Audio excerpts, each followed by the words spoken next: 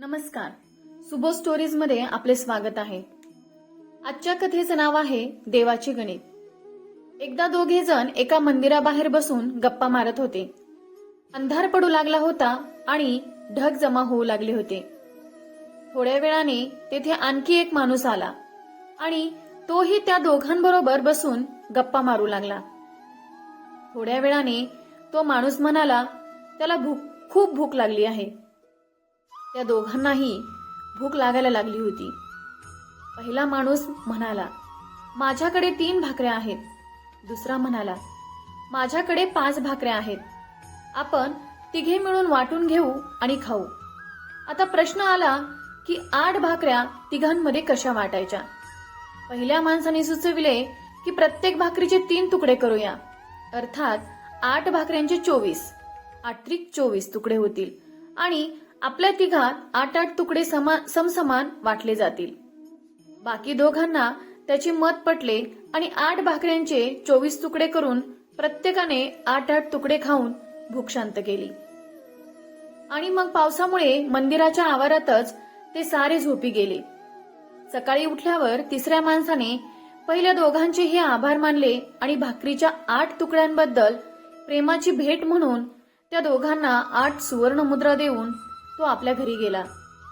तो गेल्यावर दुसरा माणूस पहिल्या माणसाला म्हणाला की आपण दोघे 4-4 मुद्रा वाटून घेऊ।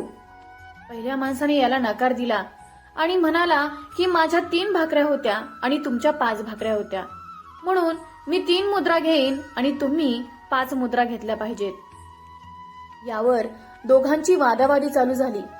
यातून समाधानकारक मार्ग काढण्यासाठी ते दोघे मंदिराच्या पुजाऱ्याकडे गेले आणि त्यांनी आपली समस्या सांगितली व ती सोडवण्याची प्रार्थना केली। हे दोघेही दुसऱ्याला जास्ती देण्यासाठी भांडत आहेत हे पाहून पुजारी पण चक्रावून गेला।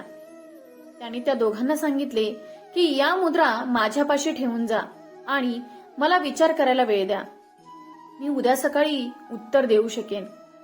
पुजाऱ्याला खरे तर दुसऱ्या माणसाने सांगितलेली 3-5ची वाटणी ठीक वाटत होती, पण तरी सुद्धा तो खोलवर विचार करीत होता। विचार करता करता त्याला गाढ झोप लागली। थोड्या वेळात त्याच्या स्वप्नात देव प्रकट झाला। तेव्हा पुजाऱ्याने देवाला सर्व घटना सांगितली आणि सुयोग्य मार्गदर्शन मिळावे अशी प्रार्थना केली।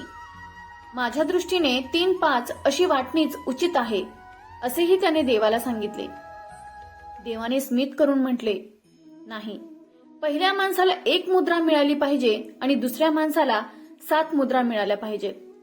देवाचे म्हणणे ऐकून पुजारी चकित झाला आणि त्याने आश्चर्याने विचारले, प्रभू असं कसं?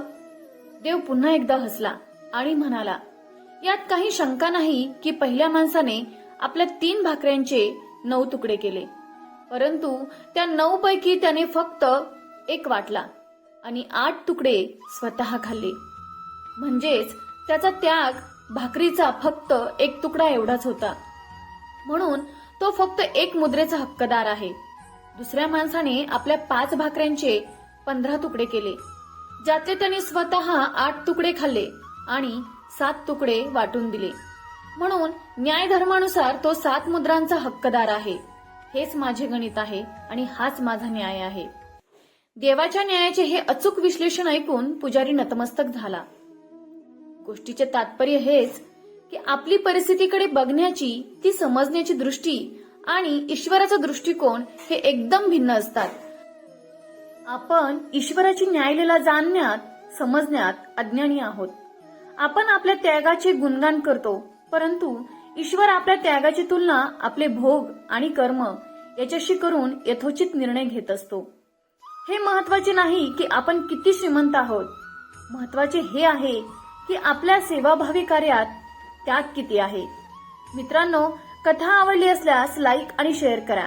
अशाच नवनवीन कथा ऐकण्यासाठी आपल्या सुबोध स्टोरीज या YouTube चॅनलला नक्की सबस्क्राईब करा। बेल आयकॉनवर क्लिक करून ऑल वर सेट करा, म्हणजे पुढच्या व्हिडिओचे नोटिफिकेशन तुम्हाला लगेच मिळेल। भेटूया पुन्हा एकदा अशाच एका नवीन कथेसोबत। धन्यवाद।